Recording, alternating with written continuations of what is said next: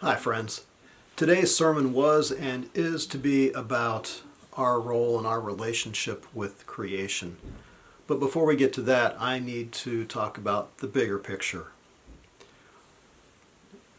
First, you need to know that I am absolutely heartbroken that we have had to suspend worship these last few weeks and will continue into the future. I can't promise you when we're going to get together again. That will depend somewhat on what happens with the coronavirus and the words from our health department and our governor.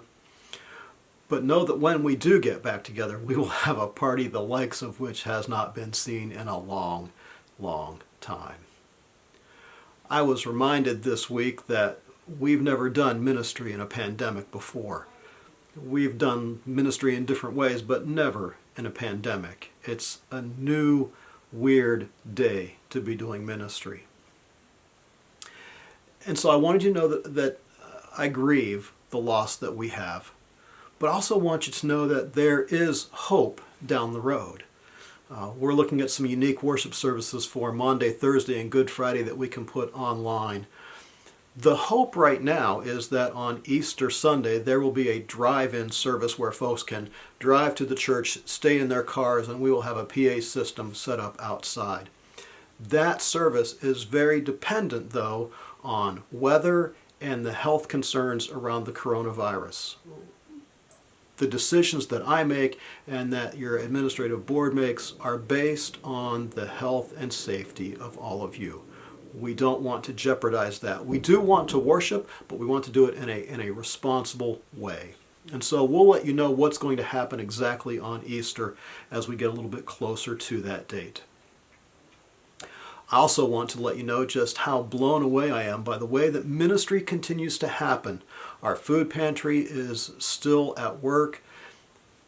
I hear how folks are reaching out through phone calls and text messages and social media. We are staying connected in this crazy time. I want to share with you as well that our Facebook page has grown in the number of people following it. Last week's sermon was viewed over 50 times on YouTube. I'm just blown away by those numbers, and we continue to reach out in love and concern and service to the world. So friends, take care. We're going to move into a time of worship, and I want you to know that I sat in on a webinar this past week where they gave us some ideas for creative ways to bring us into worship and to do worship in this time of social distancing. And so this morning I am coming first from the parsonage office here, my command center, and then we're going to move to the sanctuary and be reminded of those who normally sit with us on Sunday morning. Take care, friends. See you around.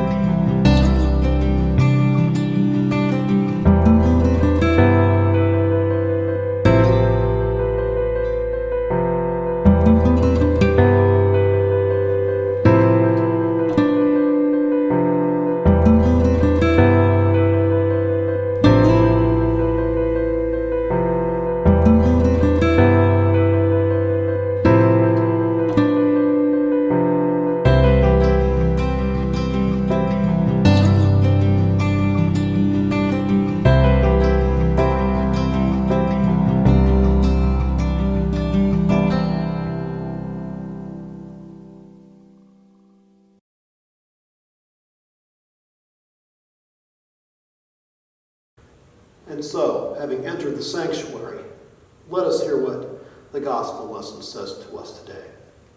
The gospel comes from the first chapter of Mark, the 9th through the 13th verse. At that time, Jesus came from Nazareth in Galilee and was baptized by John in the Jordan. As Jesus was coming up out of the water, he saw heaven being torn open and the Spirit descending on him like a dove. And a voice came from heaven, "You are my Son, whom I love. With you I am well pleased." At once the Spirit sent him out into the desert, and he was in the desert 40 days, being tempted by Satan.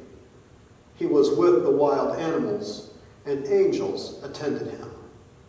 This is the word of God for the people of God. Thanks be to God. I admit I am hearing the account of Jesus in the desert with new ears this week.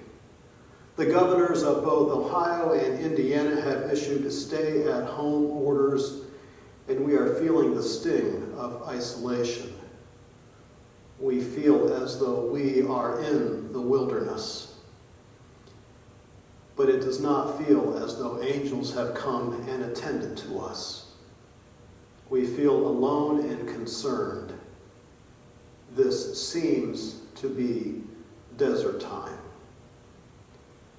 And as I thought about this time of self-isolation, as I thought about the desert, not only did the image of Jesus in this desert come to mind, but so did the understanding that there are folks known as the desert fathers and mothers. Maybe you don't know about these folks of old, so let me teach you just a little bit about the desert fathers and mothers. They received this name because they moved away from civilization and lived, guess where? In the desert. Primarily alone and with little in the way of possessions.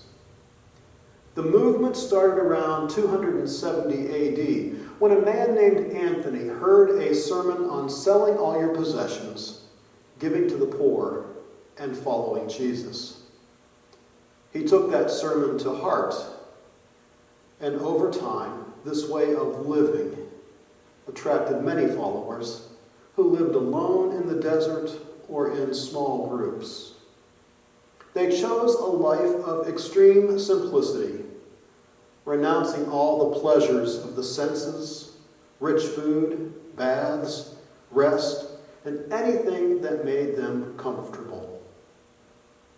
They instead focused their energies on praying and singing psalms, fasting and giving alms to the needy, and preserving love and harmony with one another, while keeping their thoughts and desires for God alone. Now, I'm not suggesting we move to the desert, that we sleep on the ground, that we sell all our possessions. But I am suggesting that this may be a time when we have a bit more space to focus on God and our place in creation. In fact, one of the avenues still open for us is to go out and enjoy nature. Just keep an appropriate distance between you and the other folks. John Muir, who I've quoted in other sermons, once wrote, "Climb the mountains and get their good tidings. Nature's peace will flow into you as sunshine flows into trees. The winds will blow their own freshness into you, and the storms their energy, while cares will drop off like autumn leaves.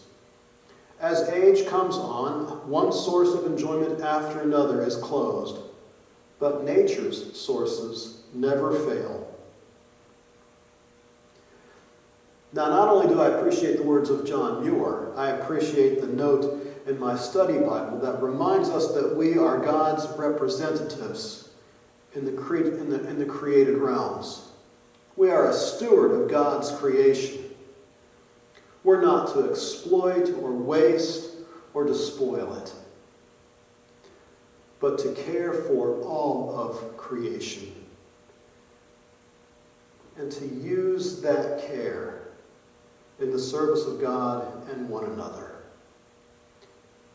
To go back to the garden image that we first used when talking about growing a rule of life is to remember that we are called to tend the garden and not destroy it. How are you called to tend the garden of creation? How are you called to care for this place around us? Not only is it about our care of creation, but there's another aspect that comes into play here. Some of you might see me meddling with your way of living. Perhaps I am, and that's okay. You see, a rule of life might also include regularly asking God to help us unlearn habits of consumerism and to relearn how much is enough for us to live happily but simply. Will Rogers once said that too many people spend money they haven't earned to buy things they don't want, to impress people they don't like. Now, Will Rogers died in the 1930s. Unfortunately, his words still ring true almost 100 years later. We often spend money we don't have to impress people we don't like by buying things that we don't really need. This is not a time of keeping up with the Joneses, but a time in which we can examine our living. We can slow down for a moment, for a season, and reevaluate our way of living. So as you contemplate your rule of life, how are you going to care for yourself? How are you going to live in relationship to others and God? And how are you going to live in and on this world that we have been made stewards of? And so as you ponder those questions, I invite you to ask 4 other questions. Do I notice any imbalances in my life? Take a look. See where things are in your life. Are you spending too much time on this or that? Are things out of balance? What is too much in my life? And what is not enough in my life? And how is God calling me to correct the imbalances that do exist? And friends, you need to know, I fully believe that our lives have imbalances in them. Perhaps not major imbalances, but there are imbalances. We have spent too much time, too much money, too much entertaining ourselves. Perhaps it's time to re-examine those areas. How is God calling you to correct the imbalances in your life? How is God calling you to be in harmony with all of creation? Those are questions to ponder this week as we continue our self-distancing, our social isolation.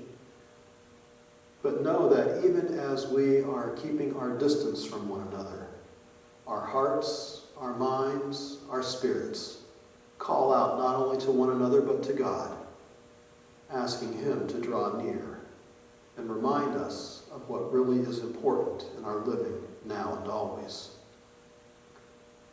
So friends, we'll be back here next week as we wrap up our rule of life, as we prepare for the special times of worship during Holy Week. And I promise I'll be in touch. Until then, take care of yourselves. Take care of your relationship with others.